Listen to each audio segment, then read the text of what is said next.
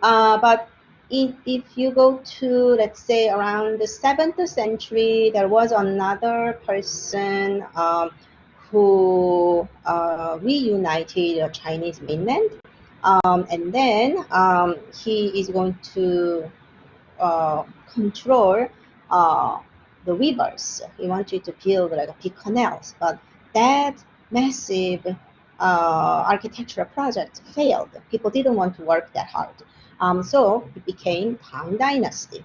So Tang Dynasty will remain a stable country for about 350 years or so. So during that time, China reopened the Silk Road, and then the trade became again very robust. And then they are going to make this kind of exotic animal. What is this? Who said it's a horse? It's not a horse, right? What is this? Camel. So because of this active trade between East and West, Chinese people were exposed to West Asian artifacts and animals and plants. So camels were introduced, or they also had elephants depicted in Chinese art. And then the beauty standard changed. So the women had a lavish hair and the long draperies, but then they had like an empire waist skirt. And then women became a little plump style, do you see a plump look? That was considered beautiful in the climax of Tang Dynasty. So beauty standard changed. But overall, from 3 kingdoms through 6 dynasties and also the Tang Dynasty, Buddhism became very important. Buddhism was already introduced during the Han Dynasty, but at that time it was not a main religion. So during the Tang Dynasty, you are going to see that emperors will become official patrons of Buddhist art. Because here, many kings and emperors would call themselves bodhisattvas and support large-scale Buddhist monuments. And the famous ones are Yinggang cave temples in northern Wei, and then there is Longman cave in Tang Dynasty. So after this period, a lot of Chinese people became Buddhist themselves. But then Tang Dynasty collapsed because of that severe unrest within the country, and also now Uyghurs and other types of tribes for the west frontiers, they wanted to invade Tang. So anyhow, it collapsed. So you are going to have another period of invasion called 5 dynasties. That was about 100 years old. And then after 5 dynasties, we are going to have a Song dynasty that is again established by Han ethnic group.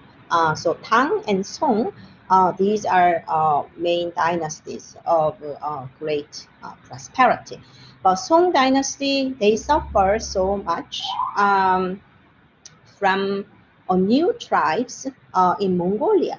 So Mongol soldiers became very ferocious and powerful. So they are going to invade little by little in the northern frontiers, and then eventually they pushed Song further to the south of the Yangtze River.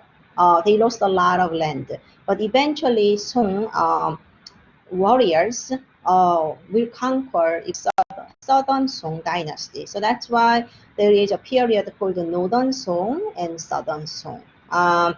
And then because the Han ethnic group lost their political authority to Mongols, there are still Han ethnic citizens as a majority people in China, but the ruling class became Mongols and some Persian people that Mongols brought in. And during this period, Chinese intellectuals, especially Chinese intellectuals, brilliant scholar gentlemen of Confucianism, they felt humiliated to serve Mongol emperors because they are foreign people, right? So they were invited to work, but they kindly declined to work in government offices. Usually excuse is, I don't feel well, or I have an old mother to take care of. But in essence, in their philosophical principles, they cannot serve Mongol emperors to make their empires prosperous. So you are going to see these type of scholars, and in art, they are considered four great masters of Yuan dynasty. There are four artists that are amazing painters, and Nizhan is the most memorable among four. So during the Yuan dynasty, people like Nizhan, he traveled in the countryside because he doesn't have any official position. So this type of artists are called the literati artists. At the court, you had court artists. They were Chinese. They needed a job. So that's why they were serving Mongol emperors. But true Confucian scholars, they claimed, it's their claim, they claimed that their moral principles wouldn't allow them to work at the court. So they were moving around. Nizhan's painting is mostly made during his voluntary exile. So do you know this word? Like a self-exile or voluntary exile. Nobody told him to leave, but he voluntarily left because he should suffer. He should not be comfortable. Anyhow, this one is called the Longxi Studio. So it is amazing masterpiece from the Yuan dynasty. Obviously, it's sort of a mourning. You know the word mourning or grieving? Like you are sad over the loss of somebody, right? In this case, for the loss of your country. So painting doesn't have any coloring, and usually literary painters, they paint on paper because it's less luxurious, and it can show their calligraphic roots very well. Anyhow, and then about the Yuan dynasty, court painting was totally different. It's very colorful and descriptive and realistic. And also, Mongols were great merchants, so they encouraged international trade. So this type is called Chinese blue and white. You probably see this type of porcelain a lot. You may have a couple of them in your own household, right? Because European porcelain makers also imitated this Chinese style of blue and white porcelain.